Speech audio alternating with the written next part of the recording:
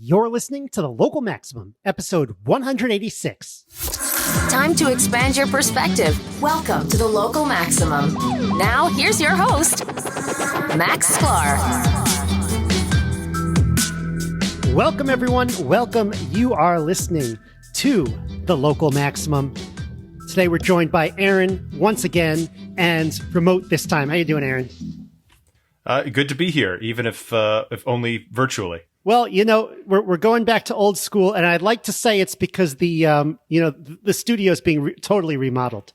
We're ripping it down. Let's go with that. Yeah, we're getting new furniture in, and basically that's what we're doing. Oh, let me switch it to my headphones, just so that we don't get an echo for you here. All right, so. What are we doing today? August, I wanted a news update for August, one or two news updates for August. And wow, it's been such a slow news month, so there's really not much to talk about. But I think we've got to scrape down at the bottom of the barrel and talk about a few things. I've got, it looks like the stories that we have today, they're all technology related as usual. But today we're going to talk about some international issues, which I always enjoy talking about. I always like to find out what's going on in the rest of the world, because it kind of gives us a sense of, is something that we're experiencing local, or, what technology that we're using, particularly when it comes to the financial system, changes, Bitcoin in particular, what's happening globally is very important, because I remember in the early days of Bitcoin when people would say, oh, I don't see any development going on. And I'm like, well, wait a minute. This is permissionless. The whole point is permissionless innovation anywhere in the world. How do you know there's nothing going on? And that's what's so special about stuff like this. It's also true of the internet in general. So we are going to talk about Bitcoin in Cuba. We're going to talk about, OnlyFans in the UK, but, let's get started with this. Let's get started with Afghanistan with a non-crypto related story. Very, very low key, human interest story. Nothing controversial about this one at all. No, I don't want to, I feel like there's too many takes on Afghanistan. Not that I have no opinion, but it's like, I don't feel like I have anything to add, but this is a pretty interesting story that I covered. I remembered back in 2004 when I was on Yale Radio, when it was like, okay, there are 2 Jews left in Afghanistan and, they hate each other. And I just thought that was the most ridiculous story. And it turns out now the story is, there's one Jewish guy left in Afghanistan. I'm not talking about like, coalition forces or people there, part of nation building or whatever. But actual a person who is an Afghan. A person who is an Afghan, right. So this guy's, so the main headline is, he said Taliban's coming back to power. I'd like to get out. They try to pack him up. They say, okay, it's time to go. And he changes his mind. No. You know what? I'm going to stay, in Afghanistan. And so that raises some eyebrows for me. So again, I remember this story from 2004. It was the name of the guy is Zebulun Simintov, and the guy he was with, who was older than him, was Yitzhak Levy, and they were basically feuding over the control of the last synagogue in Afghanistan. And people laugh at this because they say it's a very Jewish story, but after looking at the news over the last 20 years, I also suspect it's a very Afghan story as well. So I'm curious, but a little afraid to ask if we know what exactly what was the schism between the two of them that was causing this feud, or was it just they had to have something to argue about? Yeah, it was very hard to understand from what I've seen. It's like, I don't understand half the feuds that are going on in Afghanistan. And also, they're Afghans. They're being translated. They're talking in Dari, which is the language over there. But from what I understand, there's a dispute over ownership of the synagogue, and one of them thinks the other one is interfering in his business and turning away customers and stuff like that. So this was followed up in the New York Post and by the way, so just some interesting tidbit on Afghanistan. This guy was born in the 1950s. He's like in his 60s. He lives in Afghanistan. He was born in the Kingdom of Afghanistan. That used to be a thing, in a town called, Herat. Now he's in Kabul. So, back when there was a Jewish community in Afghanistan, I think that was the town it was in. I think it's a town or a city near Iran. So anyway, since then, I was like, well, how many governments has he lived under? I've counted. Okay. He was born into the Kingdom of Afghanistan. Then it was turned into the Republic of Afghanistan. Then the Socialist Democratic Republic of Afghanistan. Then the Soviet invasion to make sure it stayed a socialist republic or something like that. Then the Soviet retreat and the civil war between the Taliban and the Northern Alliance, followed by the American occupation, followed by the Islamic Republic of Afghanistan, which is the government, we've been trying to prop up, and now the Taliban again. So that's, Taliban 2, Electric Boogaloo. That's the sequel. Yes. That's quite a few. I've heard the factoid floating around that there are many adults in Afghanistan who, for whom this will be their sixth government to live under. And I guess it depends on how exactly you slice that, but right. But he definitely meets that threshold. Sure.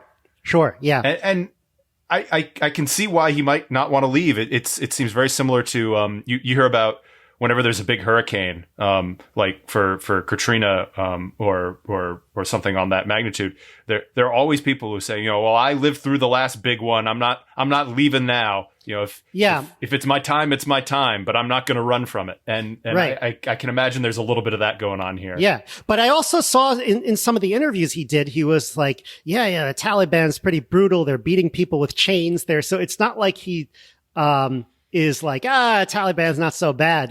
He's just like, I don't know. He seems a little bit nuts, in a few, but I don't want to call everybody. I mean, it seems like everybody in that whole country is nuts. So I don't want to, go there necessarily. It's a very different culture. And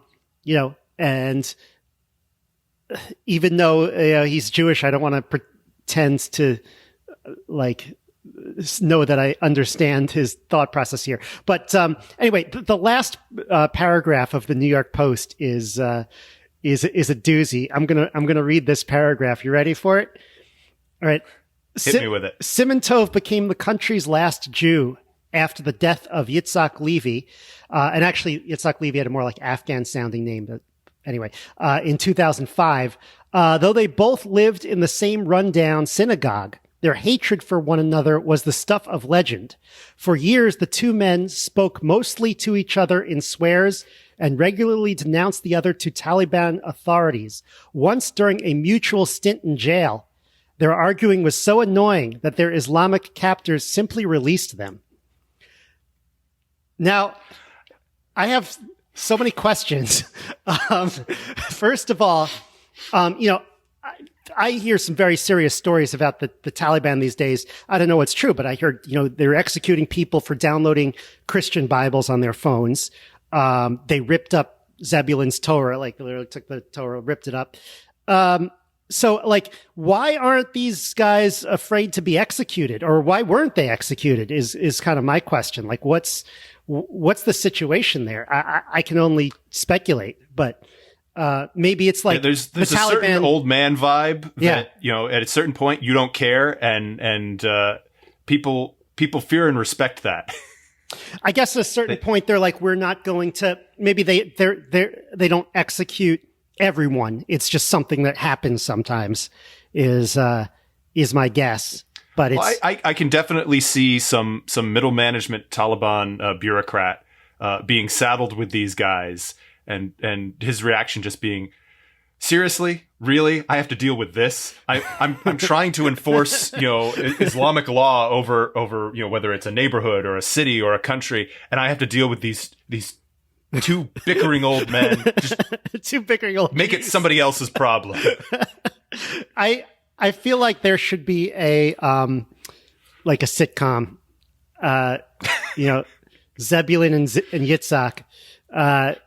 but I don't know. I mean, it would be very politically incorrect.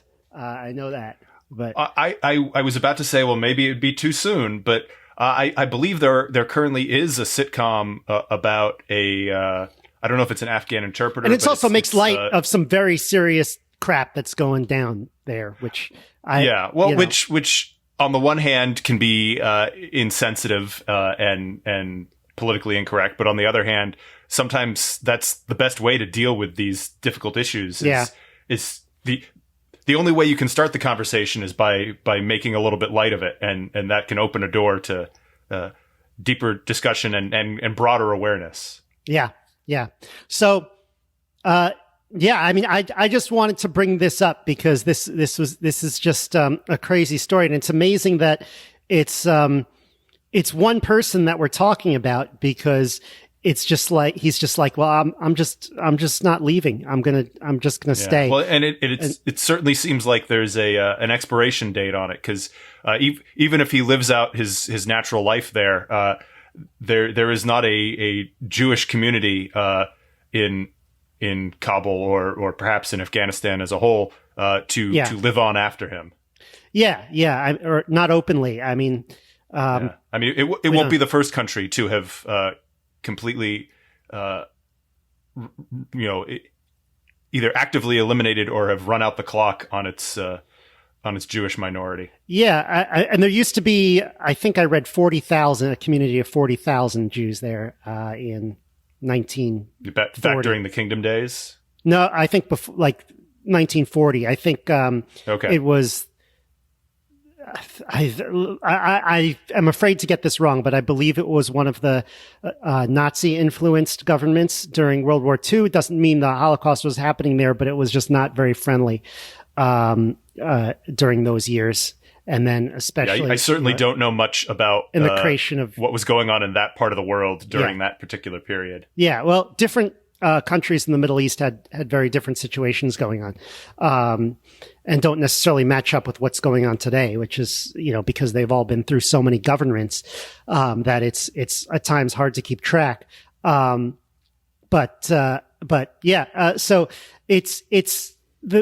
what's fascinating is, like, if this guy gets arrested, if this guy gets killed, if this guy dies, like, we're going to hear about it, which is like, that. So it'll be in the Post, which is, I mean, I'm sure, I'm sure they don't read the Post over there, but that's very interesting. I guess something to keep an eye on. Yeah. I mean, we're following this story now. That's it. I've decided. Okay. So, I think we're ready to move on. Now I want to talk about... From one potentially oppressive regime to another. Yeah, exactly. We're going to go to Cuba. And this is a really, I thought, very well-researched article in Bitcoin Magazine by Alex Gladstein. It's because it's very comprehensive. It tells us about what's really going on in Cuba with Bitcoin. And he also goes into, like, a lot of the history of Cuba and its monetary system. So if you're interested in all of that, go to localmaxradio.com/186 and get the link, because this is... I assume that Bitcoin Magazine is a digital-only publication? Well, I don't know if they have a physical version, but I think they probably... Certainly digital first. Yeah. Okay. So first of all, what's going on in Cuba? I don't want to give the whole background, but there's some background that we do need. Cuba is having its worst downturn since 1994. And apparently that one in 1994 was sort of an aftershock of the fall of communism. And, the fact that the Soviet Union wasn't around to give aid. And there was actually a 30... Timeline-wise, fall of communism, we date that to, what, 91? I guess so, yeah. 89? Yeah, I always... Because the fall of the Berlin Wall was 89, but I think the actual fall of the took USSR a couple years for the rest of the... 91. Yeah. So, the fall of the Berlin Wall was not, like, the USSR still existed. It was just... Yeah, okay, so... 1994... there was a 35% decline in the economy, which is, that's a crazy number. If you know how some of these, some of the gyrations that can occur in an economy like this, in a communist economy or a socialist economy. So the protests were pretty large back then, but last month's protests he says, were actually bigger. It turns out that the protests that happened in Cuba last month were, in at least the measurement they're using, the biggest since the Cuban Revolution. So the biggest ever against the Cuban government as currently formed. And Bitcoin Magazine cites internet and communications as the reason for this. Like we've covered in a previous episode, I'll find out later, but it's, we learned, and I learned when I visited Cuba, that the internet is very tightly controlled there, but they can't control it completely. They have to, they can cut it, but they have to allow some of it to go on because it's necessary for international commerce. That's the only way they can keep things going. I got my Airbnb through the internet. Obviously, I didn't call them up. So, how comparable is their setup to, for example, the Great Firewall of China? That obviously China is very much tied into the modern internet. Yeah, China's high-tech economy. They kind of have their own ecosystem. No, Cuba, it's very, very difficult to use the internet. You have to basically, you have minutes and you have to you have to pay for minutes. They tell you who's allowed on, who's not allowed on. You have to kind of go into the park and use it. Highly tracked. I would say much more closed than China. China has a high tech sector, in a way that Cuba just has none. So certainly, yeah. It's China. China needs the internet a lot more. Okay. So they talked to they talked to a bunch of sources. There are a bunch of interviews. The first one on there is this woman Lucia, who's 30-year-old medical worker in Matanzas, a city of 150,000. I'm not exactly sure where that is. Actually, let's look that up.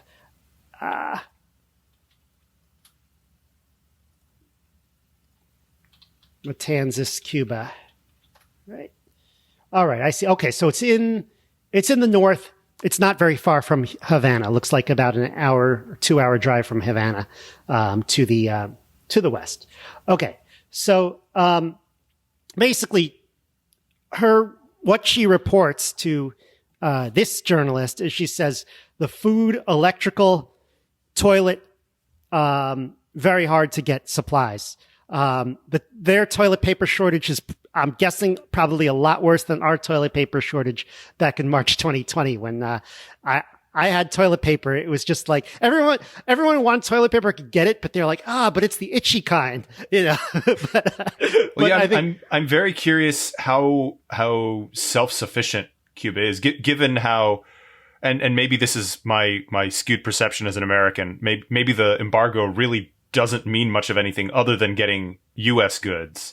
Yeah, but they can trade with other places. What they need do they make domestically versus, are they much like us, dependent on a lot of stuff shipping from China or other nations? So they're very dependent on international trade. And I'm going to get into this in a bit because that's what's causing a lot of the problems. They can't seem to produce things locally like they need. And so they are reliant on trade. In terms of the embargo for specific goods, they could trade with every other country besides the U.S. So they're not barred from getting specific goods, but that stuff does hurt in terms of trade between Cubans and their relatives in the U.S. and which is big quite deal a bit for remittances and that type of thing. Right. Okay. So and they also report that supposedly the healthcare system is collapsing. And I don't know what to say. I could almost say something sarcastic about, well, I was told they had the most wonderful healthcare system in the world, but I don't know. I was there. A lot of things were falling apart.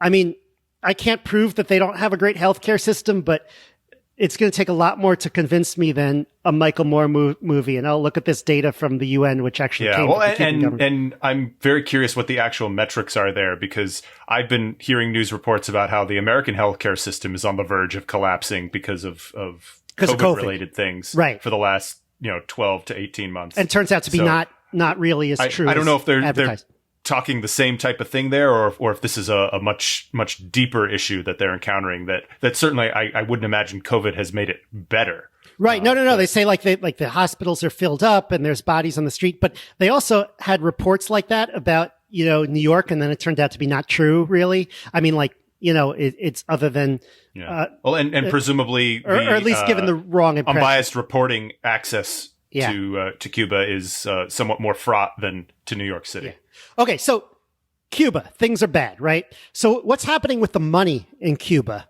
That's a more, that's a more, I guess, specific thing that's going on. Right now, the government has a little program going on called monetary purification. And if you think that sounds scary, wait until you see what's going on. So basically, they had this crisis in 1994. And so since 1994, the government said, okay, our money, we're having some issues with our money. So we're actually going to have two monetary systems. And when I was there in 2018, which was actually right when I started the podcast, right between episode 0 and episode 1, I had to use their dual monetary system. So they had two currencies. They had the CUP and the peso.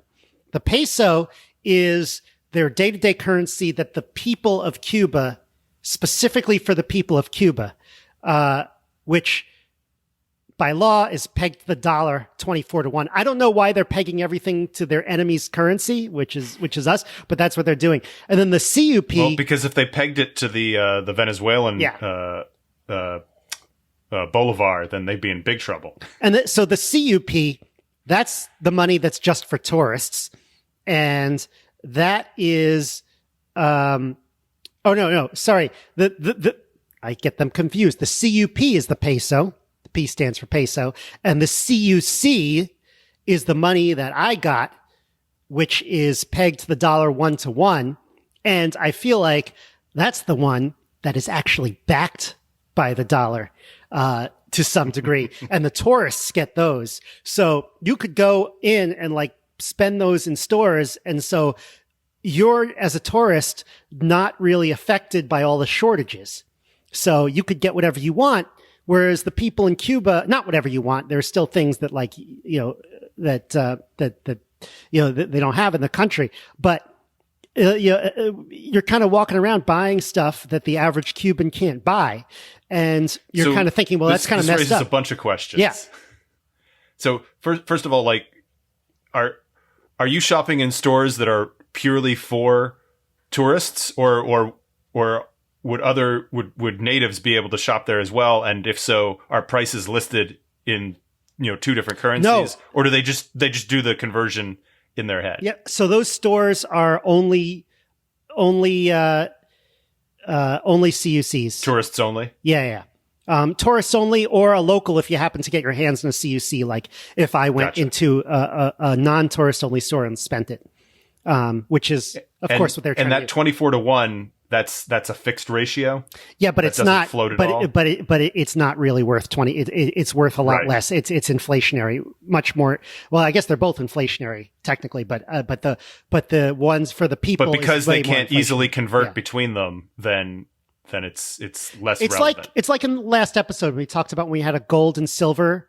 I was going to bring up that this begs the question of Gresham's law, which I think you talked about in the Goldback episode. Right. So back then we had gold and silver, and it was pegged, which meant that one was more valuable and you didn't want to spend it. But the difference is those were two good currencies, whereas in this case you have one really bad currency and one that's just merely the dollar bad, US dollar bad. And one that's like third world peso bad. So, let me read some of this. Lucia described the system's output as creating a reality where she could buy a cup of coffee, a bus ride, or even a small meal for an incredibly cheap price in pesos, but a pair of shoes, or a phone plan priced in CUCs could cost an entire month's salary.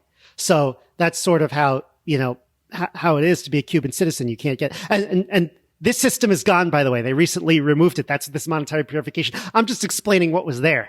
So, gotcha. But so yeah. So this dual currency system is the monetary purification, or this is the precursor to that? Precursor. Okay. Yeah. So we'll get to the purification in a minute. So you have the dual system. What economic forces are at play here? Sounds like Gresham's law is going on a lot, where in this case, the dollar is the good currency, even though, our politicians spend $1 trillion like it's nothing. It's still better apparently than what they have going on down there. Yeah. Is there also like a black or gray market for actual dollars, or because I can't answer that. I don't know. The CUC is pegged to the dollar 1-to-1, then it's not really different. I assume there is, but I don't know. Okay, but you never paid for anything with actual physical American dollars. No, I don't think it was legal, but I don't quite remember. So let me just read another clip. And then, so in tragic irony, unskilled workers were often far better off financially than highly educated ones. I'm going to read that again. The unskilled workers in Cuba, some of them were far better off financially than highly educated ones. Why would that be? So many people dropped their careers, it says, to clean tables or pick people up from the airport, from the international airport, to get access to the CUC economy. The dual currency system institutionalized inequality, creating clear classes of haves and have-nots. And for many people like Lucia, this is as much as anything else showed that the revolution was a sham. Because think about it. Like, is this what was promised under communism? This is like the exact opposite. This is... Yeah, well, and I guess that makes sense because in a country where you have nationalized healthcare, who pays the doctors' and nurses' salaries? The government. And obviously they're going to be paying that in those the CUPs, the 24-to-1 currency. Or if you work at the university, well, I would imagine that all universities in Cuba are state universities, right? And so your salary comes from the government. And I don't know how far down that goes, but yeah, unless you're directly interfacing with tourism, then you're not maybe entirely cut out from the CUC market, but you're probably a degree or two removed from it, and so that makes a difference. You only get very light trickle down. Again, it's like you want to be picking people up from the airport and getting those tips. So, all right. So what's happening now? So they took a look at this, the policymakers in Cuba, and apparently decided this isn't working very, very well. And so as of January 1st, 2021, the CUC was officially phased out. This is the monetary purification. So Cubans were given 6 months to exchange your CUCs, the dollars, for pesos at the official exchange rate. So, you're basically losing a lot of money there. It says Cubans have lost nearly 2/3 of their purchasing power since the end of 2020, as the price of a dollar has gone from the official rate of 24 pesos to costing as much as 70 pesos on the black market. Okay. So they're like, all right, you know what? This dual currency system is not good. We're just going to use one currency. But then they have a problem because they can't do international trade. So they replaced those CUCs with something called MLC credits, which sounds like it's very similar, which you get when you're doing international commerce. So they basically can't get out of this system because they need hard money for trade, but the MLCs are digital only. So they've replaced their CUCs with a digital version, it sounds like. And that's their kind of not bait and switch, but almost like their pretend reform where they end up back at in the same place. So, and basically all the Cubans who are making their CUCs thinking they were in the money, they're like, yep, no, we're taking that. So that's what's going on now. Now, how do they find out about Bitcoin? It's very tough to use the internet in Cuba. How would they find out? So this is really fascinating. So apparently, what news do you think they would get in Cuba on their TV? What kind of news? Probably not Fox News or MSNBC. No. So they're getting propaganda, which, I mean, is the same. Okay, I'm not saying that the Fox News, MSNBC are not propaganda. It's a different flavor of propaganda. Yes, they have to get their own state propaganda. And so one of the ones that they allow on, which we can watch too, is RT, Russia Today, because it's reliable Russian propaganda. But it happens to have an American show on it because it has a show called The Kaiser Report by American Max Kaiser. And they love playing it because he's like very critical of U.S. foreign policy. But apparently Well, I mean, I've seen him on YouTube. Most of the time, he's just evangelizing Bitcoin. So it's kind of like a Trojan horse there. So he's evangelizing Bitcoin on his show on Russia Today, and people are finding out about it and they're joining like these groups on Telegram, which is apparently a chat app that they can't stop. And people are impressed. They're like, wow, no bank, no ID, no permission to trade. This is groundbreaking. And so how is the state reacting? The state is apparently reacting very slow. They're not like shut it down. They're still at the point where they don't know what's going on. Currently, the Cuban government is telling people, well, Bitcoin is one of these multi-level marketing scams that you don't want to be involved in. But that's really it. It takes some educating. I love this. At one point, and I'll get to it. One person reported that they interviewed this guy, a TV personality, Eric Cruz. He says Bitcoin is exploding, and he said the government will incorporate Bitcoin policy in their next 5-year plan. So I don't know when the next one ends, but if they kind of miss it this time, they got to wait another 5 years. That is in Bitcoin timeline. That's a pretty long time. So he said the alternative to getting hard money is the mule method, where you wire money to someone and then they physically go to Cuba and give you cash, whereas Bitcoin is instantaneous.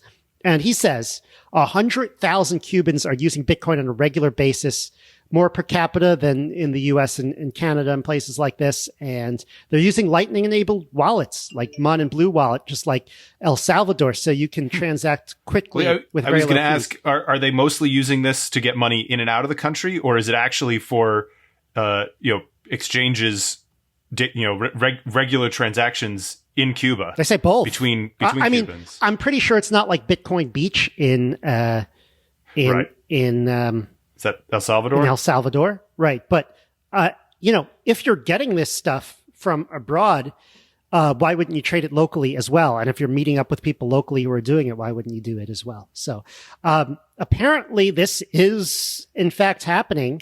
And people, you can get these wallets. And I mean, it's amazing that the government hasn't tried to shut it down, but they have so many other problems that it seems like they can't, and this thing is growing. So the plot thickens in Cuba, which is really fascinating.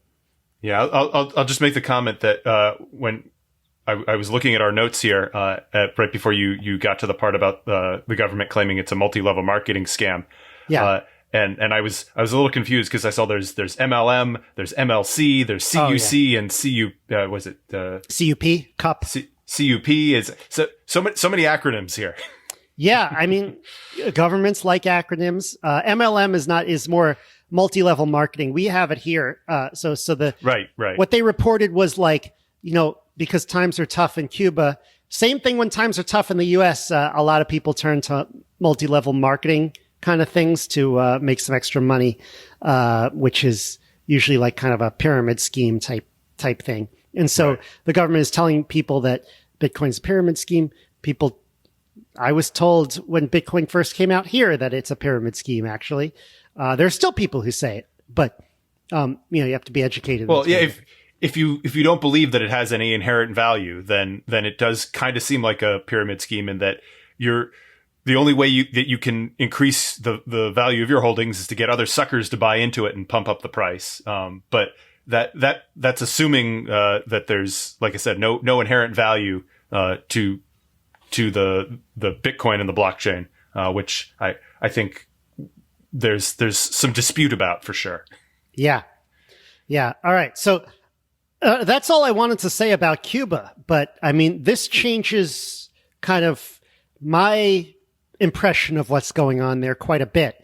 And I don't know what's going on with their government. Like, is it stable? Did they crack down on the protests? What's going on with that? But it certainly is interesting that that this kind of stuff is taking off, and I don't think they're going to stop it. And so it's just they've moved up a level in terms of their use in Bitcoin, and this is going to continue. So that's all I have to say. I mean, about Cuba has certainly dropped out of the news cycle given everything that's been happening in Afghanistan, and I think even before that they were falling down the priority list there. But even when they were a trending topic, so to speak, this was not the angle that you were hearing much about. So this is fascinating to dig into a little bit. Yeah. I mean, before Afghanistan, we were talking about Andrew Cuomo, and I feel like I heard the other day, like Governor Cuomo announces X, Y, and Z. I was like, isn't he gone? And they're like, oh no, he announced a 2-week thing. And then it's like, well, how has that been less than 2 weeks? It seems almost impossible. But anyway, that's just a comment on the news cycle these days. All right. Last one. Life can move pretty fast. Yeah. Last one. I want to be pretty quick with this. OnlyFans, which is a site where you can pay to see content from someone. I guess locals where we're at, you could pay content, but this is a different kind of content. It's usually pornographic content. This is a UK based company. So apparently they've got a lot of porn on it, and they say, we're changing our policy. No porn per se, only nudes. So this is, and more interesting, I'm not reporting this as kind of like, just for fun. This is the reason why they're doing this is because they're talking about the financial system, specifically, in the UK, where they said it's because of the payment processors. They say they're getting a lot of pressure from banking partners and payment providers, and that they're trying to raise money from the outside investors. They're valuated at over $1 billion, which is quite a bit. And they are having trouble raising money because of this problem where they feel like they could be shut out of the banking system at any moment. So in terms of this article, where is this article that I'm Bloomberg. I use the Bloomberg article. There was an article from CNN or whatever, but I feel like Bloomberg is usually pretty good with stuff like this. They also wrote as a product strategy that they're going to try to position itself more as a forum for musicians, fitness instructors, and chefs. But I have a hard time believing that they're going to be able to shift that far. I mean, so certainly you can make the argument that they were not exclusively a site providing sexual content, right. But that was by far the majority of their content, from my understanding. Much like you can find things on Pornhub that are not porn. You can find all sorts of educational, instructional content on there, but it is by volume a tiny portion of what's on there. You can make a similar argument about the Pirate Bay, some of it is the distribution of legitimate, torrents like Linux distributions and stuff, and large data set files, but most of it is stuff being sold in violation of DRM and copyright. Yeah. So it sounds like OnlyFans is trying to go legit, so to speak, their board or whatever, their leadership decided, okay, we're going to play with the banking system and go in this direction. It sounds like this may be a necessary prerequisite for them to going public. They want to take that valuation and cash in on it. Sure. But, this is where the new economy comes in. And this is where you can compare what's happening to, people, like sex workers on OnlyFans to people in Cuba, where basically they're going to turn to the crypto economy. And we have to face the fact that with the emergence of the crypto economy, this will be a non-issue. And it's almost guaranteed that companies will fill the void and be like, well, we don't have to worry about the banking system anymore. We'll just accept crypto. So, having the rise of the crypto economy, like it or not, it will mean the proliferation of sex work online. But it also means increased financial freedom because these so-called banking partners are acting as gatekeepers for unimproved groups. And I want to go back to episode 28 when we talked about Alex Jones being removed from all social media at once. He was removed from Twitter and Facebook and YouTube all at the same time. And people are like, well, within 48 hours right. or something. And people are like, well, he's so nuts. Why should I care? But, we know what happens. They didn't stop at Alex Jones. and they just got nuttier and nuttier. In 2018, it seemed like, maybe it's not that bad. And as a corollary to that, they fast. didn't silence Alex Jones. No, Alex Jones still has a platform. Right. They just shoved him into a quote unquote darker corner of the internet. Yeah. He still goes on Joe Rogan's show.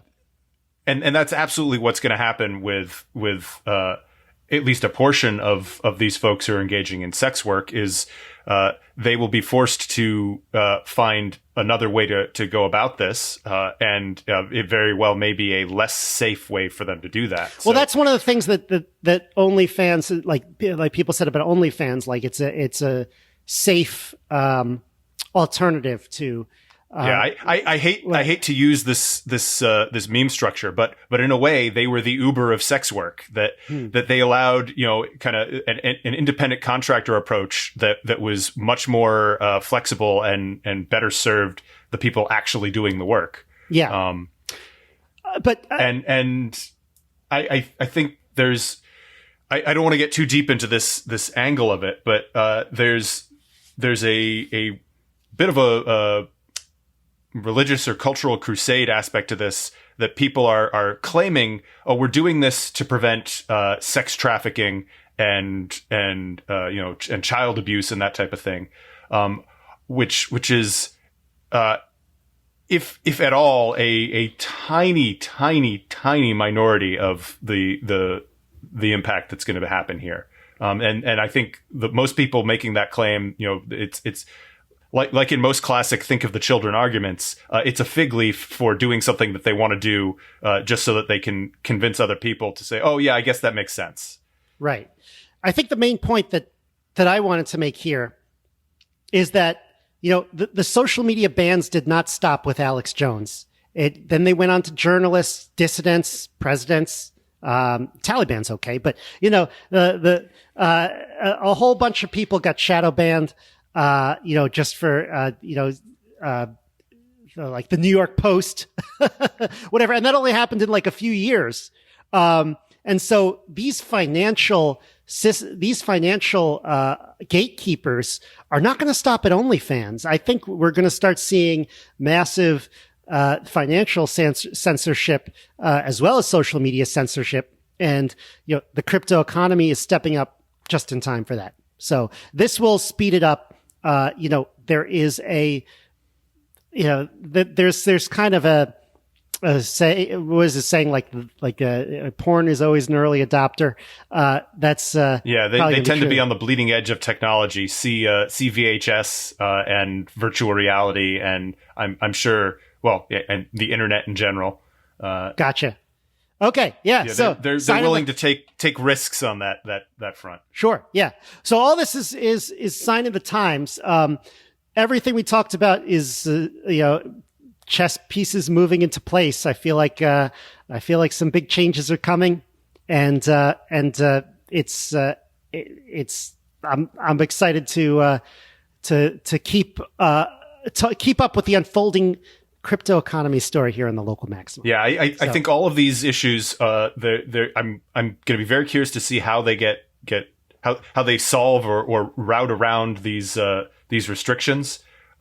I suspect that crypto and blockchain and distributed data is going to be a big part of that, with the exception of Zebulon Simantov. I don't think crypto is going to dramatically change his outlook, but you never know. Poor Zebulon, he has no one to trade with. Although I don't know, maybe. You know what? Well, we haven't heard anything about what the Taliban's view on crypto is. I wouldn't be surprised if they crack down on it, but I wouldn't be surprised if they're using. I wouldn't be surprised if they're using it. Also, well, I mean, the two are not mutually exclusive. Yeah, well, that's true. I mean, they're probably facing international sanctions, so I would expect that. They'd have to be pretty sophisticated. Although their media presence seemed to be pretty sophisticated, so maybe they are using it. I don't think. Okay, I'm going to make a prediction about Afghanistan. I don't think the Taliban are going to run the country as the Taliban as we know it for that long, just because of the past in that country has been very unstable. So Although, you never know. This could be like a new Cuban revolution where they have a totalitarian government come to power and it can stay for a while, but I suspect not. I think you're right that it's going to be a different style of leadership, management, governing than they were 20 years ago, pre 2001. But I'm struggling to see how you could explicitly operationalize that prediction. What are the metrics there? Well, another thing to keep in mind, I mean, look, this could end in the next few months, who knows, but the Afghan civil war is not over. Like, there are still fighting groups being like, we will fight the Taliban to the end of the earth. So I don't know what's going to happen. Well, yeah, but much in the same way that really at no point in the 20 years that American forces, the coalition forces were there, was the war over. There was still always low-key conflict going on. Yeah. I expect that that's going to persist for at least a significant period, if not indefinitely. Yeah. So again, Afghanistan, too complicated. I don't want to give, I mean, I could give my bad take and, it could be thrown in the pile of everybody else's bad take and maybe not look any worse, but, that's all I could ask. But all right. So, very interesting update from around the world. Very, very cool episode. Thanks for joining me today, Aaron. Any last thoughts? And, I think we already gave our last thoughts. It's been fun as always. Yeah. And, it's making me want to take a trip to Cuba. Yeah, no, it was worth it. It was worth it. We should plan a trip together when we can. Maybe a future local maximum tech retreat to be held in Havana. Imagine if we record. We could bring this Zoom. Can we bring the Zoom device in the country and record an episode from Cuba? I mean, like they weren't checking my bags on the way in, so. I would imagine that recording equipment would not be that controversial, but then again, maybe it gets you flagged as a journalist and you get extra scrutiny. I don't know. This is way outside my realm of expertise. Yeah. Well, all right. But maybe we'll try. I mean, the worst thing that happens future is goals confiscated. All right. Great. Thanks again, Aaron, for coming on. Have a great week, everyone. That's the show. To support the Local Maximum, sign up for exclusive content and our online community at maximum.locals.com. The Local Maximum is available wherever podcasts are found. If you want to keep up, remember to subscribe on your podcast app. Also, check out the website with show notes and additional materials at localmaxradio.com. If you want to contact me, the host, send an email to localmaxradio@gmail.com. Have a great week. Feel the power.